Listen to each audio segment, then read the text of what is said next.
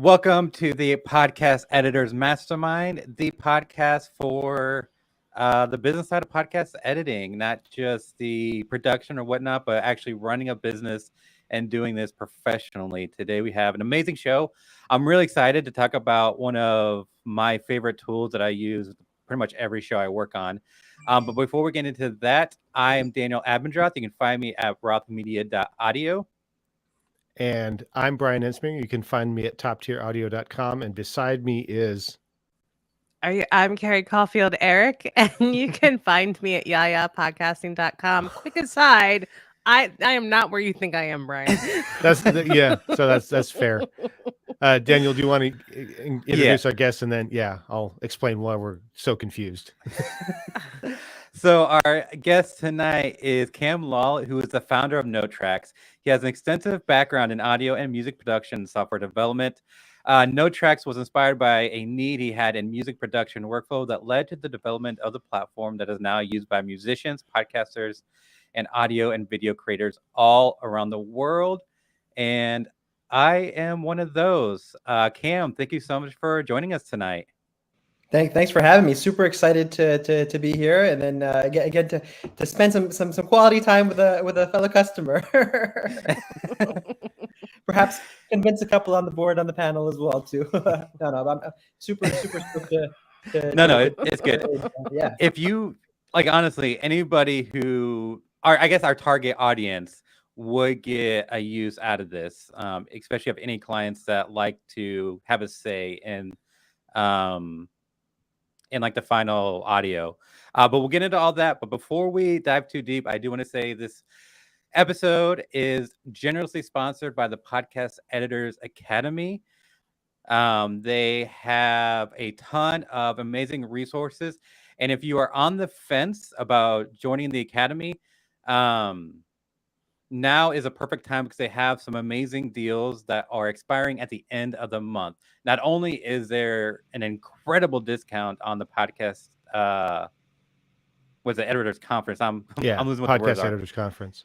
That's happening right before Podcast Movement. But you can also get a discount on headphones, Hindenburg Pro, and a bunch of other things that are expiring at the end of the month, as well as the tool we'll be talking about tonight, Notetracks. So you can get a pretty steep discount right now whenever you join and use the code YETIS and get your first 31 days free of Podcast Editors Academy. Shout out to Steve Stewart and Mark Deal. Yeah, they've created an incredible resource for podcast editors like us. Yeah, absolutely. Plus, there's a job board. So a job board. Yeah. Anybody looking to find clients, that's a great reason to join alone because there's always something. And Steve posts new jobs to the Academy before posting it to the public group. So if you want to get a jump start, honestly, if you land one client because of that, it's already paid for the membership itself. Yeah. So Kam, do you want to tell us a little bit about you, how you got started, and how Notetracks came to be? Yeah, no, how it got started is it falls from a little bit of my background. I've got a music background, so I grew up as a young child playing the keys. Got into hip hop culture. Was an inspiring rap artist. Got into DJing. And after being a DJ for a certain amount of time, once you've got some talents and you know what a hit record sounds like, you seek to make the hit instead of play the hit. So I got into music production. Opened up my DAW, started recording, enhancing the sounds. But at the same time, my parents wanted to have me fall back on something just in case my music career wasn't going to make it. So I did a background in computer science just because I wanted to understand how the software I was working with was built.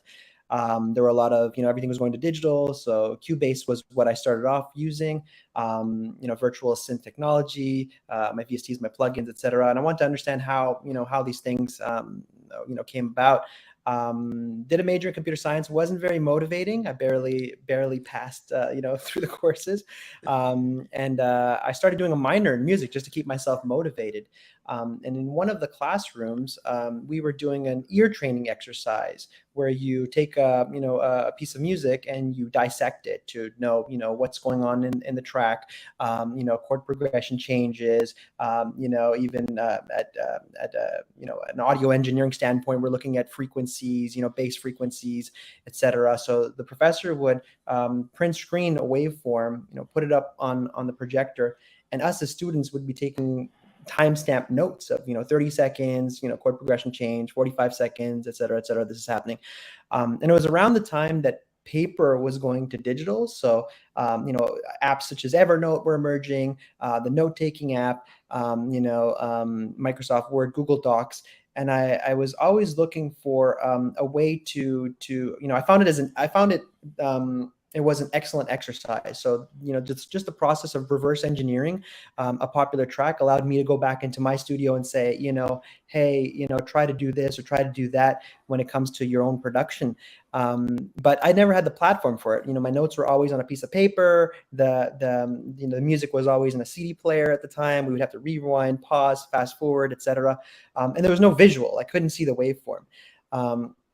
So I always wanted to, take notes on audio tracks. And the best thing I could do at that time, given the fact that I was a DJ and, we used to do our own marketing materials, do a little bit of Photoshop and all that stuff, I would print screen Cubase sessions and then paste them into Photoshop and then write notes underneath the session files. So I would, just take the text tool and start. And I've got somewhere in my closet, I've got the first version of like Notetracks where, it's basically notes on a Cubase session. And that's what I wanted. Once I graduated, I started working in software development. A few years later, SoundCloud came about, and I go, oh wow, you got the waveform, and you've got some notes, and there goes that idea I had. But I still tried to use it for this specific purpose of analysis, and it didn't serve my purpose just because the comments there were not very visible, they're very limited. It was designed for social sharing of music and not for documentation on audio, which is what I envisioned. I envisioned like a markup tool on audio where I could circle stuff and draw stuff, and analyze the crap out of an audio file. And it was specifically for the purpose of analyzing. It was really just to reverse engineer popular music so I could become a better music producer. That was what drove me to build this version. And I came to a point where, after working many years in software technology, I was managing some large scale mobile and web projects, and I came to a point where I was moving away from music. I had this passion of mine of still wanting to be this better music producer, and I said, well, I could go ahead and try to build this tool now. I've assembled, the knowledge to do so. Worst case scenario, it's going to be an expensive piece of gear. Best case scenario, I'll get the tool and, I'll be able to play with it. And I took this year off of work to do it. And then, what I was building turned into be a startup. So there was access to grow the company and grow the product. So we launched our first version. It was an iOS app on the App Store. And, I built it for analysis, and then musicians started, it always had a flavor of music behind it, just because, again, it was built for this purpose. But musicians started using it to collaborate. So they started, actually, we would ask our users, what are you using this app for? And they said, well, we're actually a band trying to give feedback to our band members spread across. Pre-COVID, and it was a very archaic version of the app. It was an app that you had to download, and there was no cloud to it. It was, they were passing files by sending Notetrack session files. So they would mark the notes up, and then they would send the session file in an email or by Dropbox to somebody, and then somebody would open it, and they would just have this kind of like this DAW session file. It wasn't a DAW, but it's like the session file, where they would be able to see the notes. So I felt like there was a very Microsoft Word for audio, a first version of what we were trying to build. And our next step was to really build this cloud collaborative, like Google Docs version, where you're able to upload to the cloud, invite somebody in real time. You're able to see notes and exchange feedback. in real time together. So we were able to receive a bit more funding to be able to build this version, and that launched slightly pre-COVID, but our main launch was during COVID, where we had this entire shift towards remote collaboration. So we initially, even though we built this as a music tool, we initially launched in the podcasting space. So one of our partners, came to us and said, "Hey, you've got this tool. We've got a large segment of podcasters.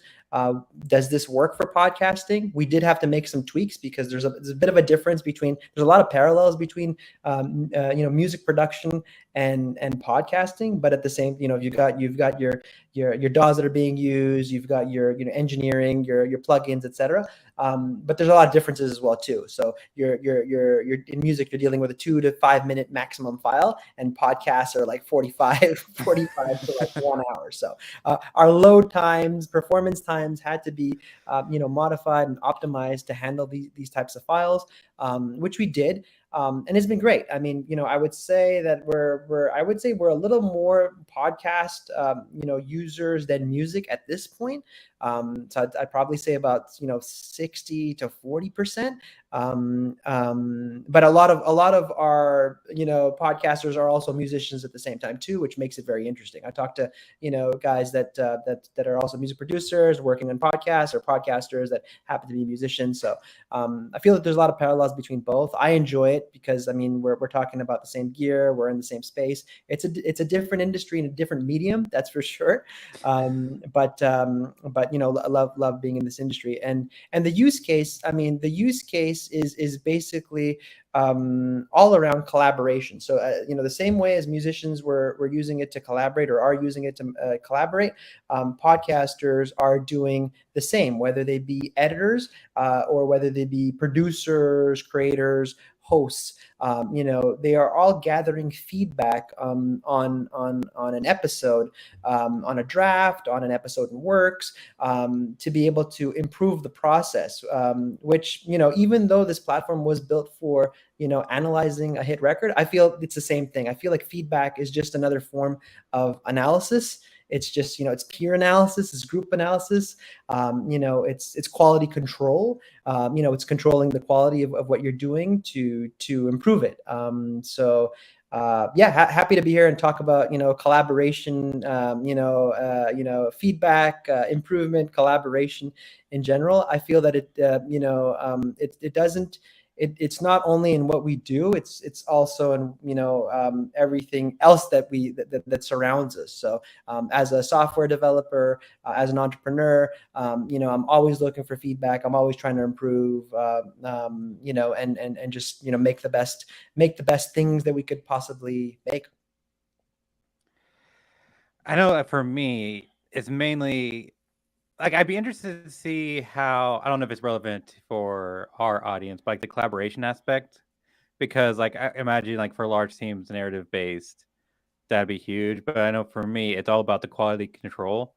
So whenever I finish an episode, every episode goes to somebody on my team, and they take it, upload it to Notetracks, make all their notes, and then I get an email of like all the timestamps. And that's really useful. It's like seeing like all the timestamps, what their notes are, and just having like a platform. Because before it was just having to, so she would have to like listen to it like on a separate thing, have like Word doc or something or an email open, and like all the timestamps are like slightly off. But with this, like as she's listening, she can just like pinpoint like right where it is, leave her comment about what needs to be changed or like what her opinion is, and then like keep going. And it's nice having like all kind of in one program.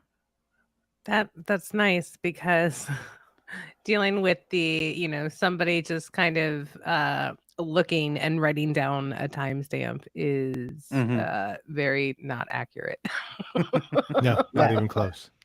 Yeah, I mean the timestamp. What we bank on is that the timestamp could be an error. So again, you could be looking at a player and then going back into your email and then typing in something, and then it's the wrong timestamp.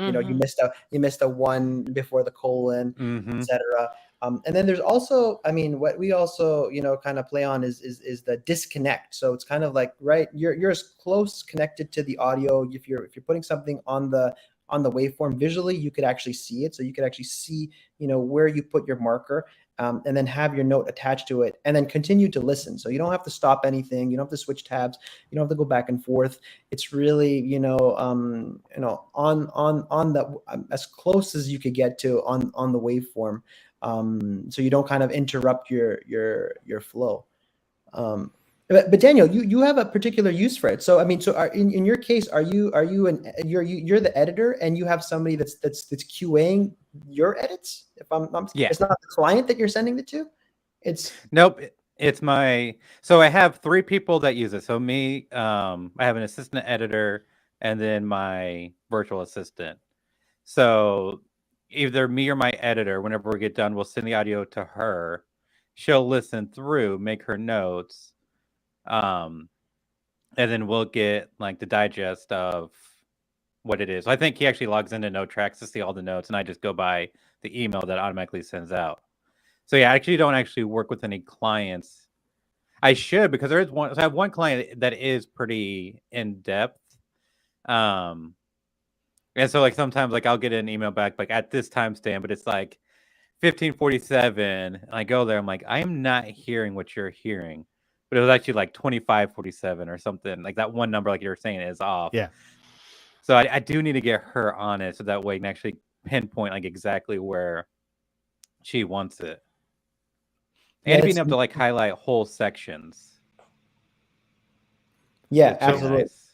Yeah. One of the things I'm wondering, because I have occasionally harebrained ideas that are just, they seem ridiculous. I know everybody's just like super surprised to hear that, but I'm wondering, as a developer, did the community ever bring you something for Notetracks that you said, this is the dumbest thing, or like, I don't think this will ever work, and you tried it and it was like, oh, this is the best idea ever? Like, did anybody ever bring something to you like that, or am I going to be the first?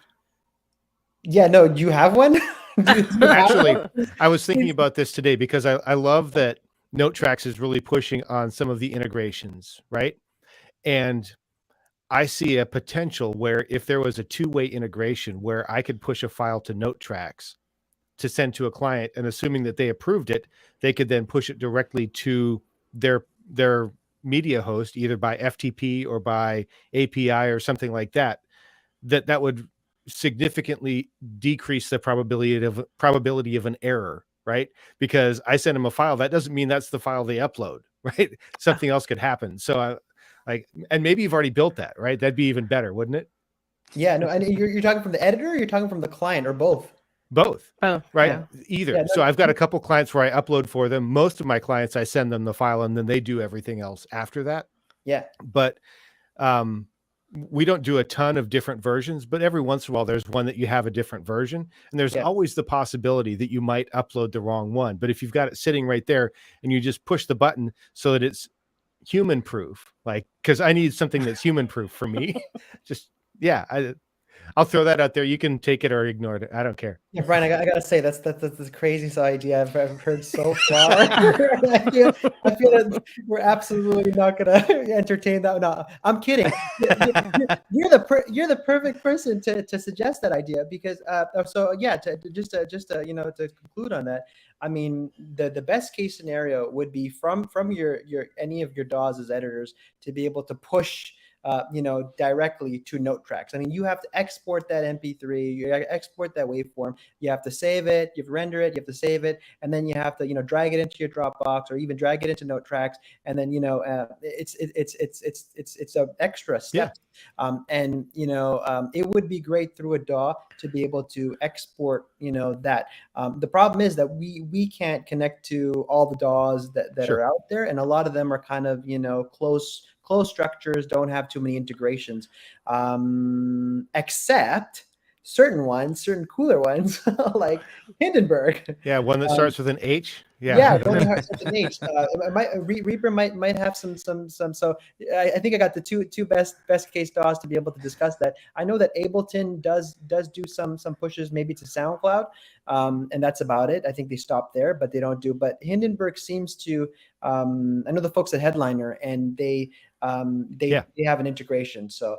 I'm actually on a call with the Hindenburg folks in the next couple of weeks. So looking forward to discussing that. And Daniel, if you could help me, find some folks at Reaper that could allow. I mean, it's a simple connection. It's basically again grabbing the audio from there and pushing to our server. It's just really for them to make that integration and then for the users to ask that. But I think it shouldn't only be for us. It should be for connect to a Zapier, connect to something that allows users to be able to decide wherever they need to push it. If you need to push to Slack, push to Slack. You need to push to Dropbox. There's got to be a more open structure for these DAWs to be able to push out content. But I think if we start with the more cooler ones, you're definitely gonna see others doing that themselves. I think it'd be cool. I've been meaning to reach out to because what's great about Reaper is, it's gonna be a side tangent, is it's really open. So there are people that use Reaper can code and add scripts and a whole bunch of stuff to Reaper. Without needing to the actual developers to do it, which is really cool. But I don't know that there's any way for Reaper to export to a third party, the way Hindenburg does, because you can upload Libsyn, I'm assuming Blueberry, a bunch of other podcast hosts. It'd be really cool for Reaper to implement that, as well as being able to render directly to Notetracks. So I would save a huge step on our end.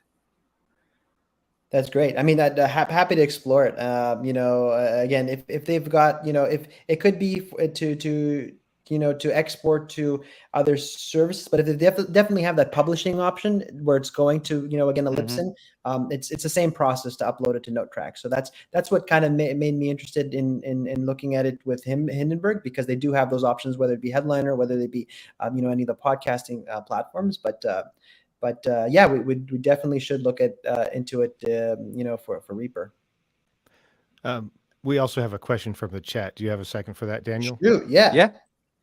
So Patrick wants to know if you've seen any use for Notetracks in education. He's a middle school music production student. So 100%. I mean, one of our first customers, shout out to Aragorn Eisler in Austin, Texas. One of our first customers was a middle school music production teacher that used it with the 75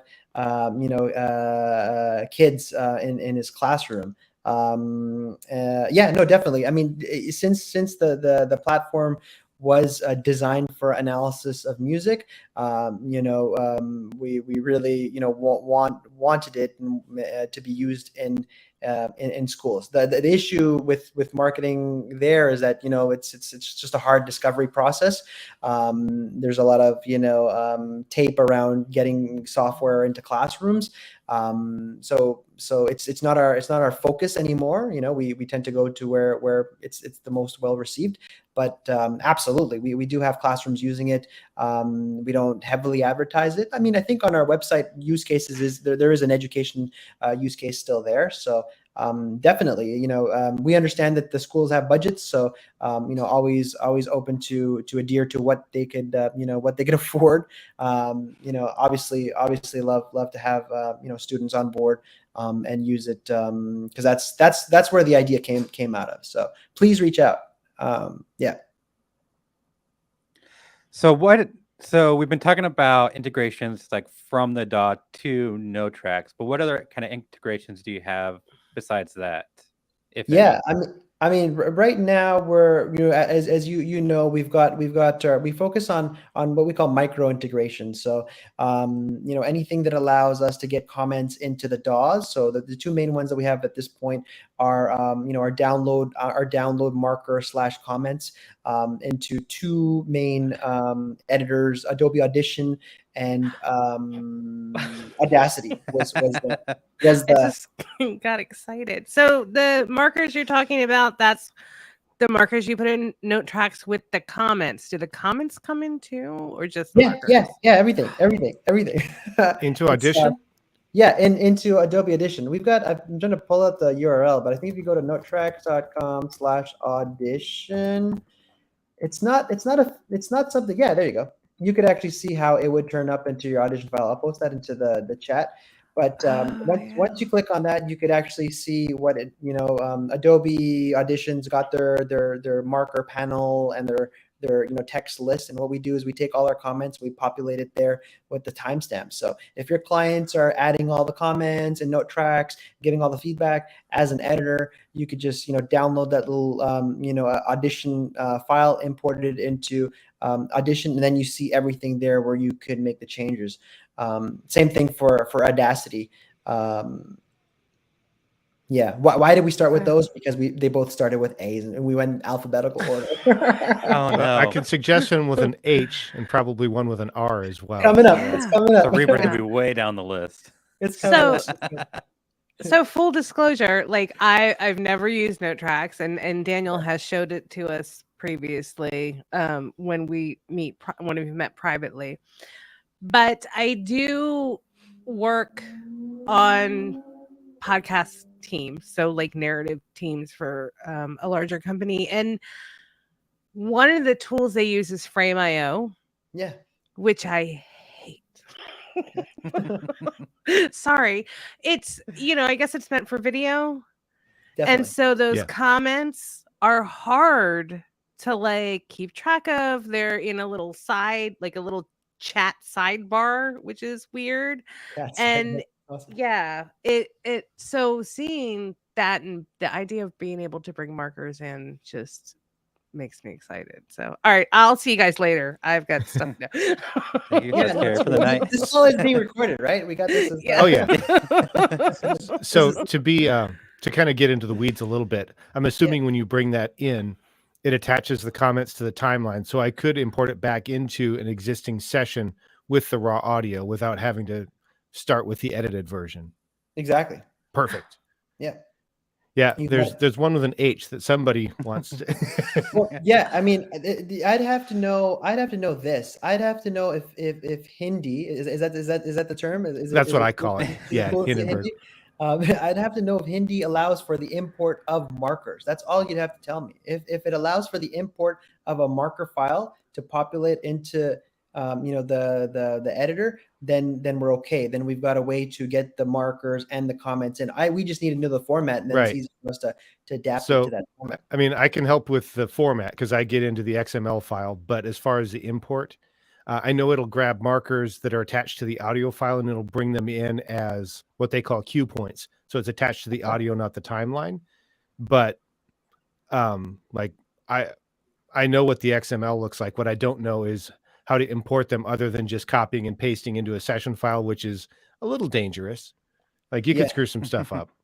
And when you say if the cue points are in the audio file, you mean like the waveform? So they're embedded. Yeah. So if I had exported an MP3 with markers on it, when I bring that MP3 back in, if I just drag it into a new session, it will import those markers as a separate type of marker that's attached to the audio rather than to the timeline. That's perfect. And where are you exporting this MP3 with markers? And where are you putting those? Where are you putting markers in MP3 and exporting them from? Oh, I use markers all the time to mark where I am. And so when I bring it back, right, because I'm editing, it's time to take a break. I'm like, where was I? Oh, yeah, right here. Or where? You're speaking in Hindenburg at the same time. In Hindenburg, yeah.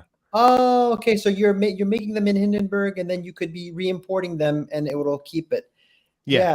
Okay, I'm looking for like an extra. Like if you were to tell me it was an Isotope, I think Isotopes got some marker capabilities as well too. So if you were telling me you're importing, then I would say that okay, there is some structure that they have. Maybe they're putting them in the waveform or the MP3 in metadata somehow, some way we could analyze that. Okay, but anyways, we could hop on. We could look at that further. I'd be happy to delve deeper into that one. And to finish Carrie's point on the Frame.io stuff, I mean, Frame.io is super cool. Shout out to Frame.io. They were we've always aspired to be like a Frame.io for audio. So they came about with collaboration on video. Great company, great team. They got bought by Adobe recently. So they've always paved the way for us when we've pitched to investors, to funding, to be able to be like them, but just designed for audio. That's all we want to be. I mean, they are designed specifically for video. Sure enough, folks are using it for audio, but like you say, I mean, it might work. Work for audio, but it might not work as best as it could be. And they're tailoring for features with regards to video. And we also, side note, we also offer video. So we can be used for video collaboration as well. Not a lot of people know this, but you can, create video projects in Notetracks and use it as a Frame.io. And instead of having, that side panel, you actually have the notes on the waveform and you have the video on top, and it's just a better or a different, I would say a different look and feel. But yeah, I'd say better. Yeah, I think having it kind of laid out the way you do makes a lot more sense. We offer two choices though, because a lot of folks kind of are used to this whole comment, like side panel type of thing. We call it the journal view, so it's kind of like the vertical view where it's vertical. But again, like it's not my preference. I really like for visually, for some reason, I like things moving left and right, and I like to see stuff underneath. And even if the development team will tell me, hey Cam, like we should just stick to one view. And I'm like, no, we got to have this. We'll add the other view for folks. Kind of like if anybody's used like any of these DAWs for music production, like Ableton Live, they've got two views. They've got a vertical view and a parallel view, and they develop for both of them. You could make the same music in both those views, and you have best of both worlds. So that's that's basically what we do. But again, the clear choice to have the notes underneath the waveform is an audio choice. It's if we're how we look at it. That's right? it. That's how we look at audio. Yeah, definitely. It helps to see things visually. We're very visual people. Do you want to bring up an example and show? We don't have the option to do a screen share here. Okay. But I might be able to. Oh, Daniel's going to do something fancy. Here's hoping. You hack your way through. Oh, look at that. Wow. Look at Let me see if I can fix that view. It did work. Wow. Okay, right. let me. Wait, did you make Daniel bigger or Cam bigger? Daniel replaced himself with the thing, and then I just made him as big as I could. Oh. Okay. Well, for me, it's Cam that's as big as. Okay, well, for those joining us later, not on the live stream, you need to go check out the video to see the insanity or the beautifulness of what we're doing. So this is an episode that I worked on. So what he's talking about, so here is like the vertical view or the horizontal. So you can see the comments as you scroll left to right, and then you can like zoom in more and more. And then on the right, you can bring this out if you just want the vertical view, and it's going to see a list of everything. So for me, like I prefer this. When I come into Notetracks, this is what I go to, and I use this list. But if you're like listening as you go, then like this makes total sense, and you can like leave your comments for whatever you want in the exact timestamp. So now that I've done that, I'll be getting an email here in a few minutes with this comment. Oh, it sends you an email? Mm-hmm. Yeah, so I have, 3 collaborators. There's me. So this is my account. This is what I own. And I've added my assistant editor and my virtual assistant. So they have all access to the different projects. And so they can come in here and see everything. And then whenever they make something or like make an edit or make a comment, I get kind of an email saying like what the comment was. I feel like Frame.io didn't do that. Yeah. That's why Notetracks is better. Yeah. I had a really tough time using Frame.io. I was working on a narrative podcast, and it was just me and the sound designer just wanted to jump off a bridge because of the way Frame.io functioned. And then sometimes the notes didn't save, and sometimes they did save. I don't know what was going. I mean, they were just obviously having a bad. I mean, maybe they had COVID. I don't know, uh, but it did not work out. So I am still salty about Frame.io. Um, Another different thing that we do is again in the focus of audio is that we allow multiple tracks in. Like we kind of designed it as if it was a DAW, like an editor, without the editing functionality. So it looks like a DAW. You have got playback controls like a DAW. Your rewind, your fast forward, your slow downs, etc. But instead of having the editing, you have got the commenting and documentation features. so you can put in your stems. You can put in your stems. Exactly. You kind of read my mind. You knew where I was going. I didn't even say it. I was like, did I say that? I didn't say it. You can put in your stems. So again, we kind of recommend don't try to put 5 1-hour episodes in, because that's like gigs of loading. And if you're don't blame the platform for it. You're sitting there loading gigs of, depending on your internet connection, might be faster. But what we see a lot of folks do is A/B. So have a reference. It's got to sound like this, and then have the reference and underneath, or they do the main version, the first V1, and then the V2. Just the previous version, alternate between the previous version, just so you could kind of hear the changes. So that would be nice. Multiple tracks is definitely something that's different on this platform. Do you have any plans to add editing to it? Because I can imagine a cloud-based editor. I mean, the amount of advertising that we tried, and the amount of folks that subscribe to our service thinking that's an editor, it's like we're doing a real good job getting editors on board to subscribe to our service. But the problem is that when they're looking for the editing tools, they don't seem to find them. So again, I wouldn't want to, there are some familiar audio editors, podcast, collaborative, web-based, desktop-based editors. Our job is not to get into the editing of sorts. I really want to keep the ethos around the documentation collaboration. So we call editing micro edits. So it's kind of like if you really need to, if you need to draft something up, you need to trim, you need to split, you need to, move some stuff around lightly. Let's not get into, processing. Let's not get into, some significant, splicing. It's really just some light stuff, that you could just get the job done.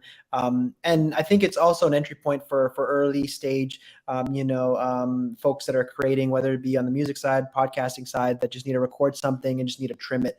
I think we get a lot of folks doing compilations for dance recordings that just want to just take some different musical pieces and split them up and just put them together, on their own.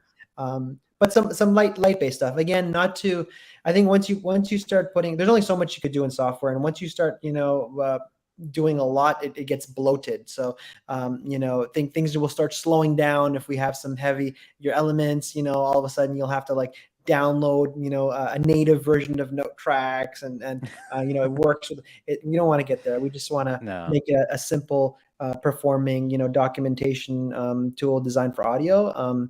And in reviewing some of those files, sometimes you need to make some micro edits and changes. Say, I needed to cut right here and try that type of thing. Yeah, I like that. So what I'm thinking is I have a client who, rather than, because she'll go through record the episode and then go back and ooh, I don't like that, I don't like that, I don't like that. So rather than sending me 20 timestamps, I upload it to Descript. She goes in and deletes what she wants, but then I have to go back in and fix it because it's Descript. Yeah, but I could see that kind of thing. I went to this section, I want to delete this section, I want to delete this section. 100%. That I think that was another concern that we had, and I think customers also voiced it too. So some were like, Abdul, do not get into editing. We don't want you.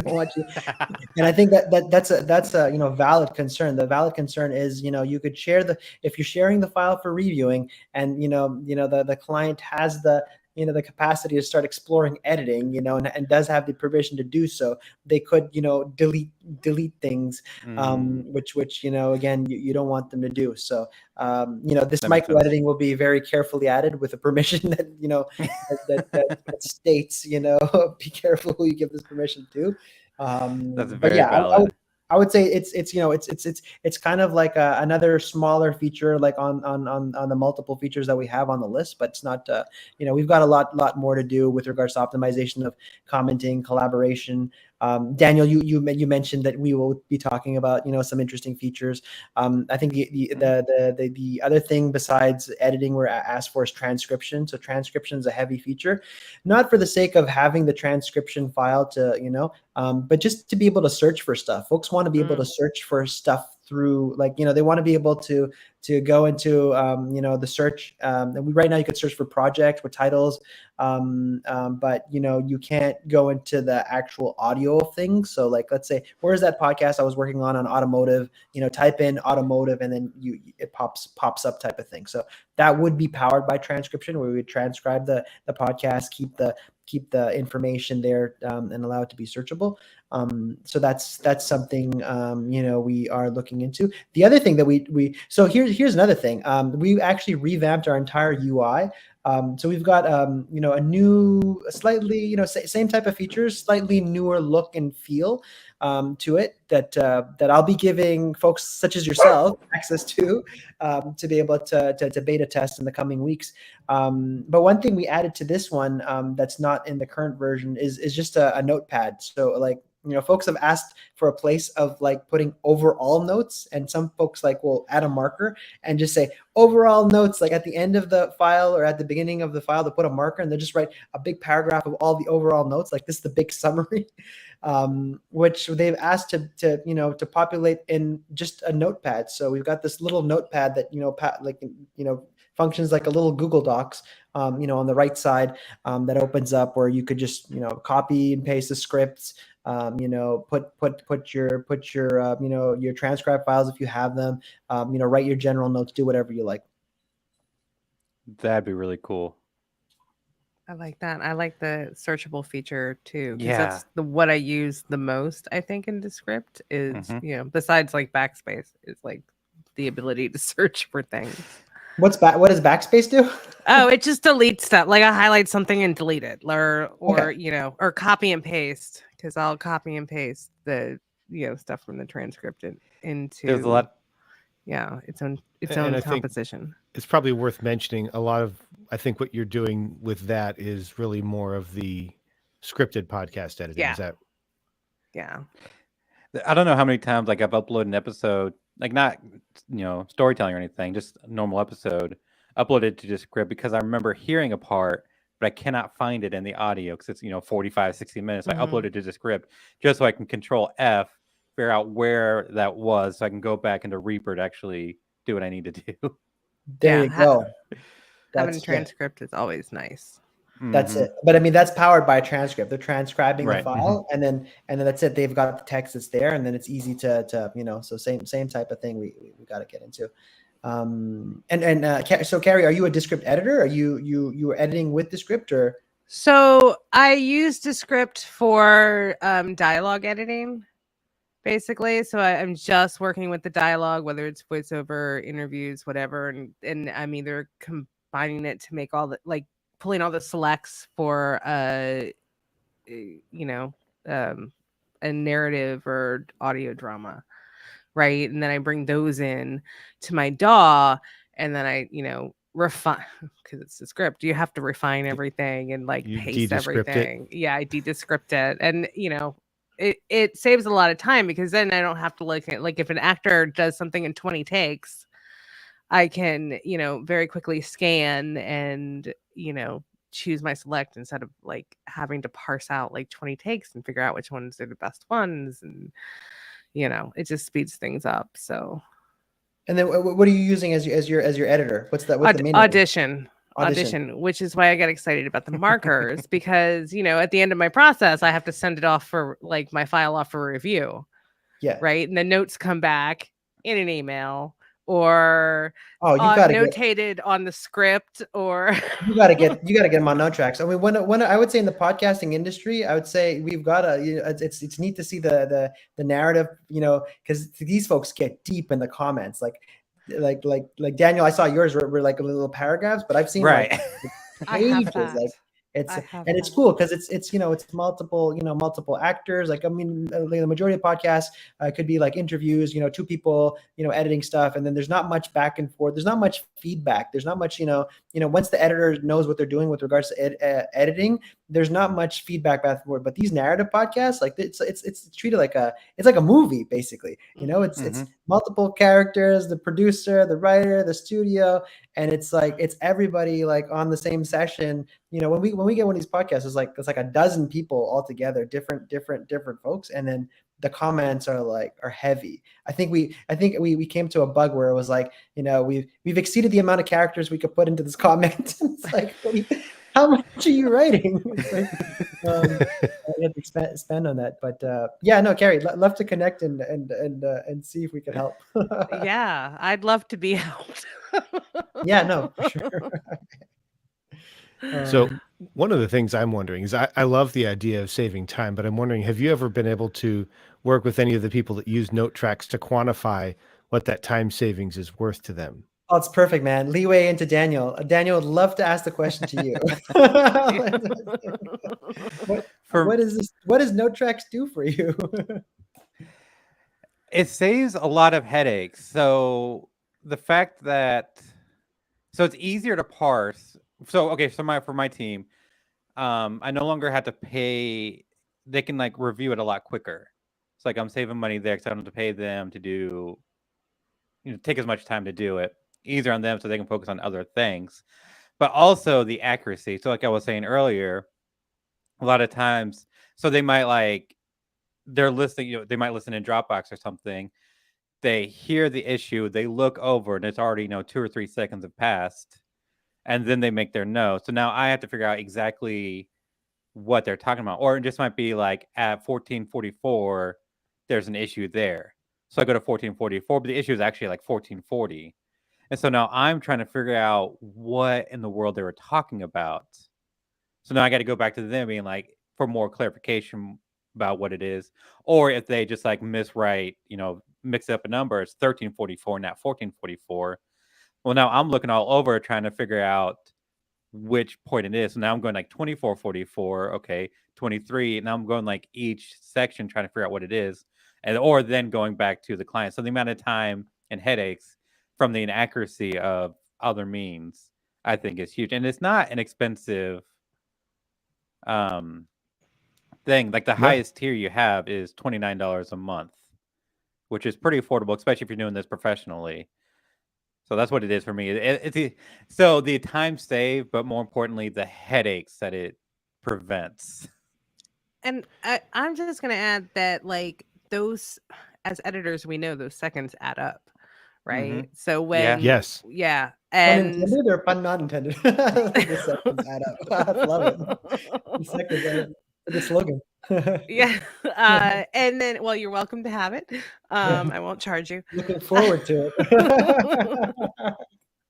And it's just it can become very easily, dealing with people like just handwriting timestamps. It can become very overwhelming very fast. I mean, I kind of dread anytime anybody gives me a timestamp, and I always go like 5 seconds before and I listen 5 seconds after, right? Because it's so much easier to just assume they got it wrong. So to answer your question, Brian, it's hard to, every time I ask the question, I think there's 2 points that come about. It's the ease. So it's the ease. So it's the alleviation of the frustration in terms of the clarity, organization, etc. And then we do get it speeds up the production time. But how much? That's hard to it's hard. I don't know. I mean, Daniel, unless you've got an answer for it. Well, I mean, and that's a fair point. That's part of why I asked the question, right? Because I have some of my clients are more fastidious than others.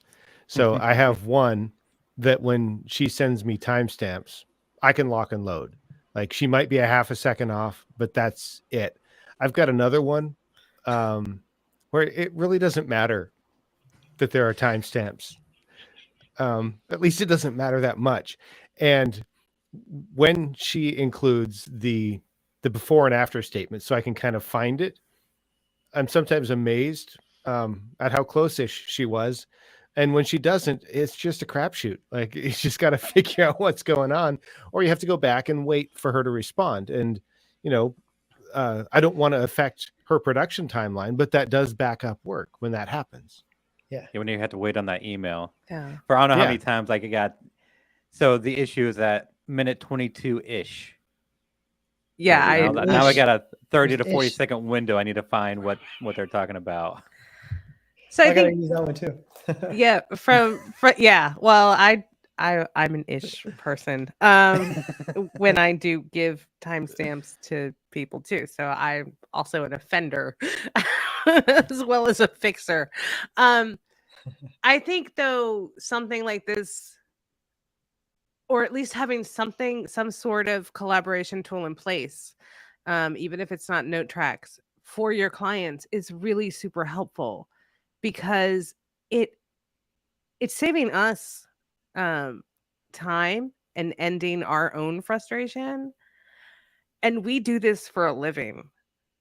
So for the client, it has got to relieve a lot of stress, I would imagine, to have that, as long as it works, right? As long as it works for them, it's got to do the same thing, save them time and extra frustration. Because I'm sure, Brian, your client is not enjoying the time of recording, like not enjoying recording timestamps.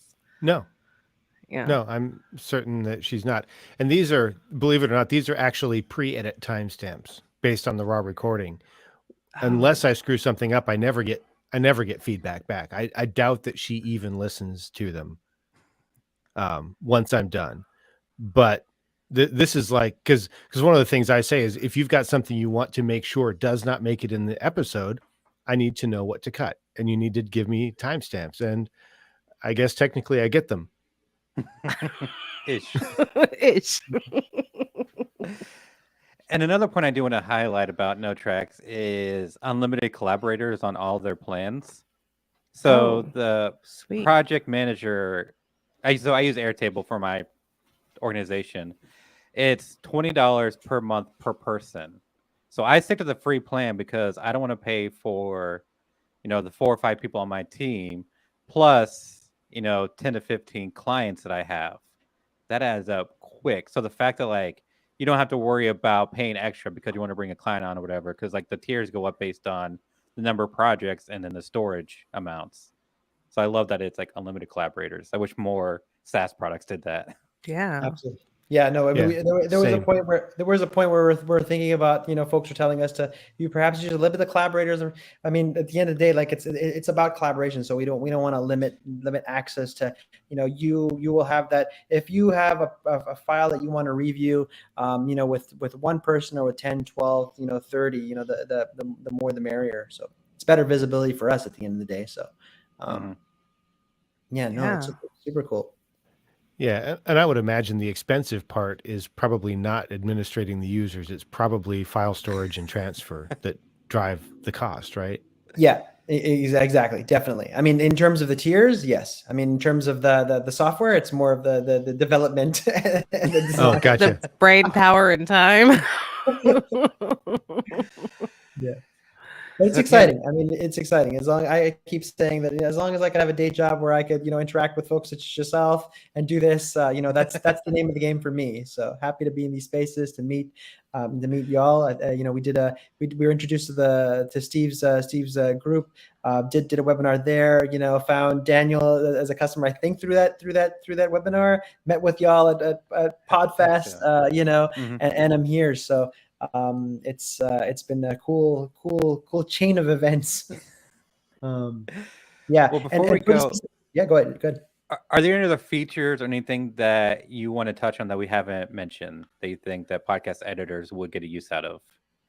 Yeah, I think the major thing is integration. So whether they be the micro integrations with the rest of the DAWs, if I didn't mention them, whether it be the Pro Tools, that's also folks use Pro Tools, so an import export of markers to that. I think the next thing in integrations is is basically allowing the export of our audio, like publishing basically. So the same way, we were talking about how Headliner could publish to different other platforms, we'd like to also allow users to have the ability to publish to other services, whether they be Slack. You might be using Slack in your team. You might have a need to put it back to Dropbox. So it could be a Zapier connection, or it could be specific connections that users find useful to be able to export.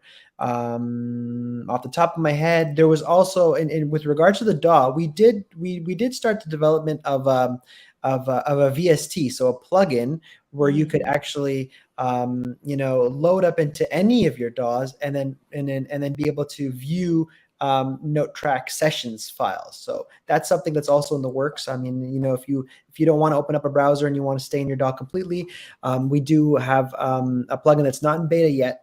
It's in development. It works. We haven't put it to beta or given it to any of our users yet. We're trying to figure out how to get the audio, because the next step is basically trying to see if we could, from that plugin, get the audio from the DAW to the platform, kind of like what Brian was mentioning, but through the VST instead of the actual DAW itself. And somebody got some like ending time music going on. The No. candle in the back of the room. Get That was to not it. me No. yet. That's the end of Now my- my- there goes that's the end of me. my thank you speech. You were that good that the good. music just appeared.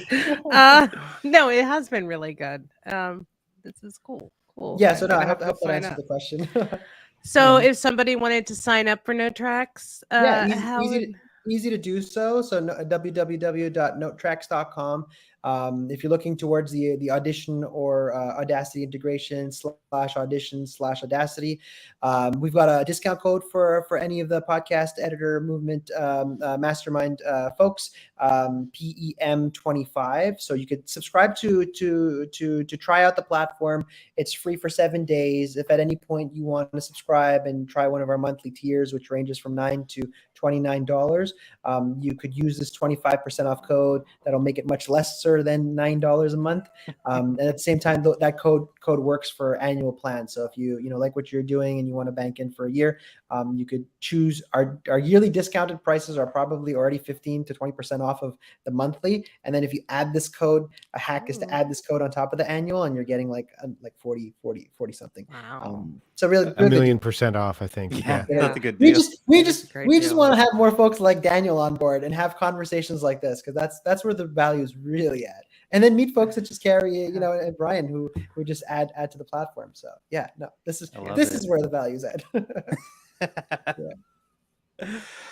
All right. Well, do we have a Poddex question for this evening? We do.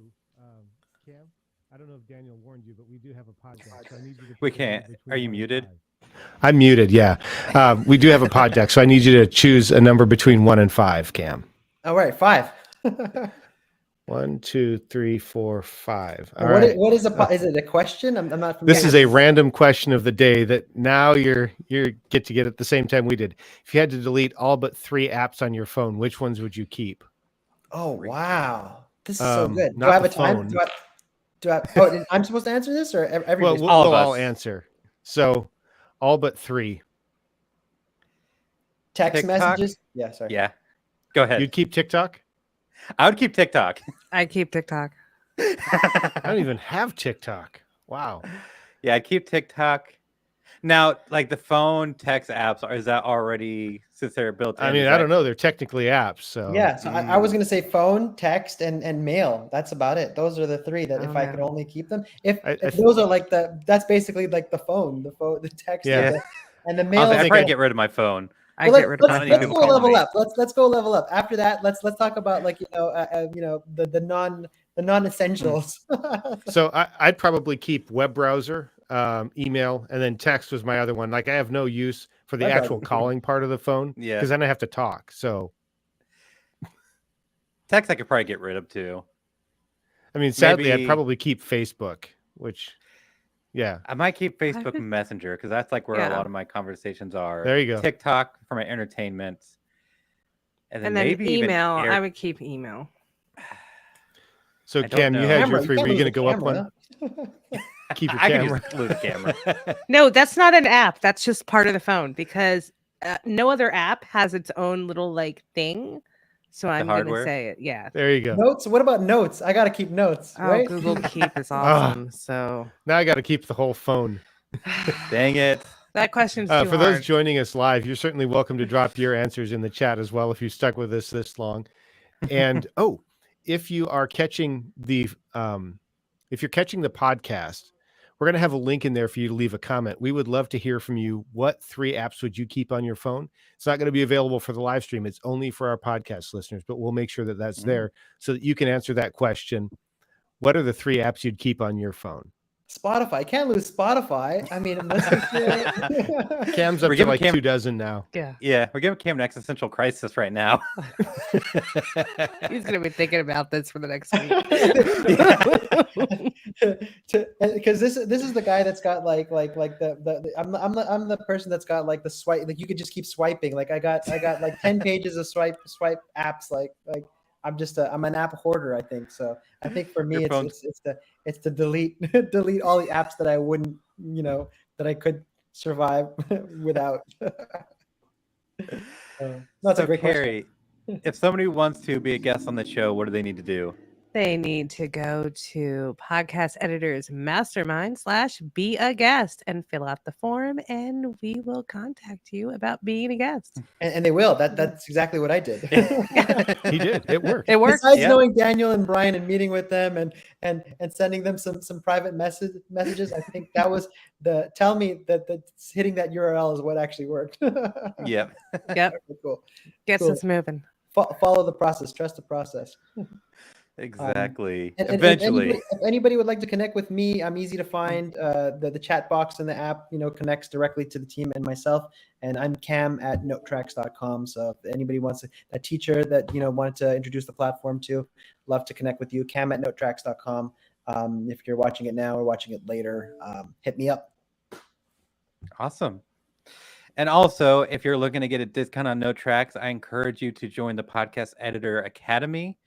And you get a steep discount there, as well as a ton of other things. And plus, support those that support the show, because we're truly grateful for them for supporting us and what we do here. And use the code Yetis to get your 31 days free while that code is still active, because time is running out. Oh, yeah. Almost done with that code. Yeah. Yeah. And So check out the conference if you're going to be in Dallas. It's Dallas, yeah, Dallas. Yeah. Are you going? I'm not. I'm having Okay. major. Like, I was glad that y'all reached out to be here, because I'm like I'm getting like it's not buyer's remorse, but it's non-buyer's remorse. So it's not. It's like I'm getting that, whatever that term is. Somebody find it for me. Oh, FOMO. FOMO. It's Fear FOMO. of missing out. But it's not the Yeah. fear. Now it's kind of like that. I'm sad of missing out. Sad of Como. missing out. No Disappointment. of missing out. Yeah. sad I'm missing out. SEMO. Yeah, I mean, we missed the boat on being a sponsor, and you could tell Steve this, and I'm sure he's probably watching or going to be watching. But yeah, we would would have wanted to be a sponsor there and would have wanted to be there. But there's so much to catch up to and do. So gotta choose which events we could be at. But yeah, this was the closest best thing to being around you guys again. So happy. Well, awesome. I'm glad we could provide. Yeah. So thank you so much for watching. Thank you so much for watching. And if you're catching the replay, appreciate that. Or if you're listening, thanks so much for listening. I'm Daniel Abendroth. You can find me at rothmedia.audio. I'm Brian Ensminger. You can find me at toptieraudio.com. I wouldn't Carrie- point, but I don't know where anybody is. I'm good. Yeah, Yeah. we don't know. Yeah. We're all on different spots. Yeah. I'm Carrie Caulfield Eric. You can find me at yayapodcasting.com or at Carrie Eric on Instagram. I'm Kam Lai. You could find us at www.notetracks.com or Kam at Notetracks.com. Thank you so much. We'll see you in a couple weeks. Thanks for having me.